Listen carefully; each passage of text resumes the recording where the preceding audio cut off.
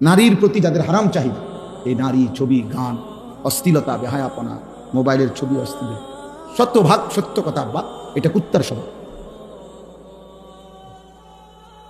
এটা কুত্তার স্বভাব।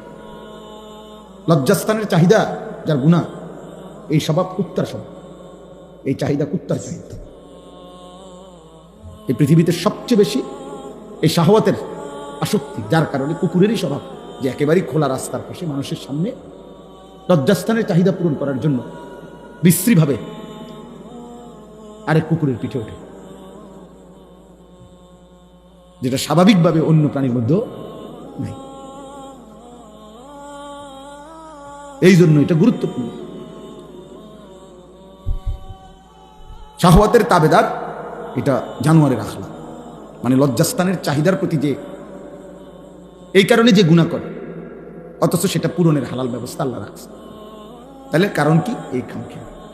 এই জন্য বললাম, আমার এই সমস্ত পাপের, সমস্ত পাপীর, আমি কিংবা আপনি, সমস্ত জাহান্নামে যাওয়ার একটা অন্যতম প্রধানতম কারণ কি বলেন না? কি? কোরআনুল কারীমে আল্লাহ বলছে, সূরা জুমারের মধ্যে আছে, প্রত্যেক মানুষের কে আল্লাহ তাআলা তার রূহ, তার দেহ থেকে দুইবার আলাদা করে। একবার চূড়ান্তভাবে মালাকুল মউত আজরাইল দিয়া, আর দ্বিতীয় খোদার কসম আল্লাহ বলছে, প্রত্যেকবার বান্দা যখন ঘুমায় আল্লাহ তার রূহটা তার দেহ থেকে আলাদা করে নেয়। আল্লাহ নিজে বলছেন, আমি চাইলেই আবার ফেরত দেই, আমি না চাইলে ফেরত দেই। আল্লাহু ইয়াতাওয়াফাল আনফুসা হিনা মাউতিহা ওয়াল্লাতী লাম তামুত ফী মানামিহা ফায়ুমসিকুল্লাতী কাদা আলাইহাল মাউত ওয়া ইউরসিলুল উখরা ইলা আজালিন মুসাম্মা। এরপরে আল্লাহ কি সুন্দর করে বলছে, তবে শুনো বান্দা, প্রতিবার যদিও আমি রূহটা ফেরত দেই ঘুম থেকে জাগবার সময়, কিন্তু এইটাও ইলা আজালিম মুসাম্মা, একটি নির্দিষ্ট সময় পর্যন্তই ফেরত দিচ্ছি। এই ফেরত দিলেও তুমি ধোঁকা খাইও না যে কোনোদিন আটকাবো না, না সত্যি সত্যি একদিন রূহটা একবার নেব আজরাইলে দিয়া, আর কোনোদিন ফেরত দেব না। 30 বছর ফেরত দিছি, 60 বছর হয়তো ফেরত দিছি, প্রতিবার ঘুমের কারণে বারবার ফেরত দিছি। এটা দেখে মনে করো না যে আমি প্রতিবার, না, একদিন এমন আসবে যেদিন আমি নেব রূহটা, সেদিন আর দেব। সেদিন স্বজন কাঁদবে, স্ত্রী কাঁদবে, সেদিন ছেলে মেয়ে চিল্লাইবে, পুরা গ্রাম কাঁদবে, পুরা বাড়ি কাঁদবে, আমি কিন্তু ফেরত দেব না।